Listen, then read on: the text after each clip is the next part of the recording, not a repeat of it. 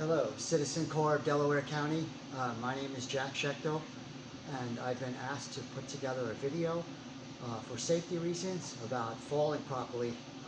As you know, we shift from place to place, site to site, and every site has its challenges. So safety in mind, we're going to talk about how to fall properly today, just to keep you safe in the event you find yourself falling at one of our sites or anywhere in your lives. All right, so let's start with a basic back break fall. If we're falling backwards, the most important rule is to protect our head at all costs. So the first thing you want to do is tuck your chin to your chest. Glue it there. All right, don't let your head snap back. You don't want your neck snapping in any sense, and you don't want your head to hit the floor.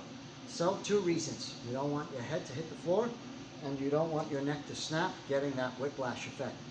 So you could start by being seated, as I am. You may not have matted ground, matted floors, but that's okay. You can practice from a seated position almost anywhere. Tuck your chin to your chest, most important rule.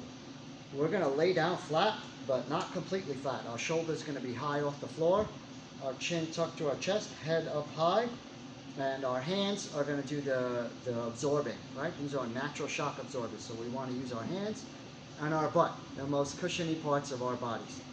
So this is the idea. I'll show you a different angle.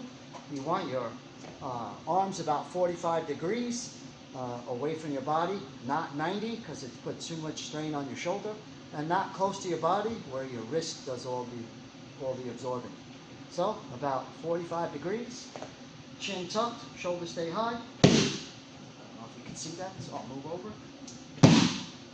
And you see how my shoulders are up off the ground, chin stayed tucked to my chest, head is safe, hands are 45 degrees out, palms doing the absorbing. If you feel a little more comfortable, you could start doing it from a squatted position. All right. Low squat. I'm just going to fall back on my butt and do the same thing. 45 degrees, arms out, chin stays tucked in. I'm ready to go. From a different angle. Squat. I don't know if you can see me exactly. And we're ready to go. All right, I'm not going to show you from standing because I definitely don't want you trying it from standing without supervision, without professional instruction, and definitely without soft mats like I have the privilege of having here while I'm demoing it for you. So, even though you may fall somewhere in a hard surface, it won't feel good, but at least you'll prevent serious injury. All right, let's talk about falling forward because it's important. You may trip over something and fall forward. So we'll do that next. All right, we start from our knees. Here we want to protect our head at all costs again. We protect our face. We're falling forward. So when we fall, again, our natural shock absorbs. Our hands are going to absorb. Head is going to turn to the side.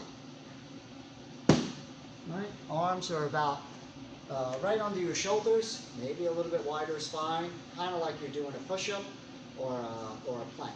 Right? Turn your head. This is the idea. All right? We don't have to do that part, but all right, protecting our face, turning our head, arms absorb, and you're good.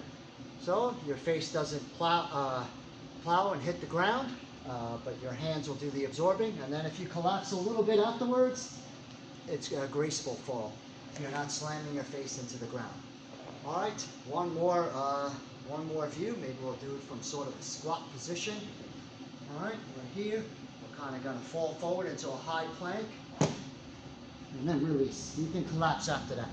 If you can hold a high plank or do a push-up, you should be able to do this. You should be strong enough, right, to hold yourself up for a split second, and then you can collapse, no problem.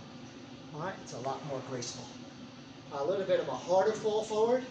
We'll do that. It's definitely not comfortable, and I don't recommend trying this without padded flooring. But like I said, out there it won't feel good, a hard break fall that we're about to do, but it will prevent you from having a serious injury. So, hard break fall, we're going to position our arms, our hands, we're going to use our forearms and our hands as natural shock absorbers.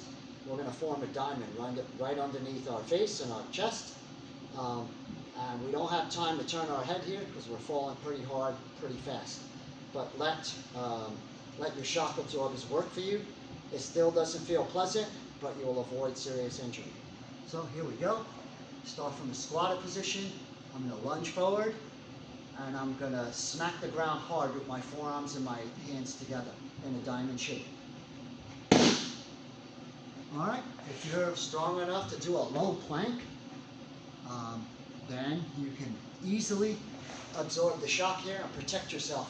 And then you can collapse after that. Once your forearms do the absorbing for you and your hands, you can collapse forward and fall gracefully.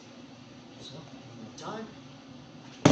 And then you can collapse softly because the shock absorption already happened with your forearms and your hands. So, one more time. It's still a little bit jarring, but again, we prevented serious injury. And that's the idea. All right, there you have it. Proper procedures on how to fall in case you find yourself falling. Keep yourself safe, as always.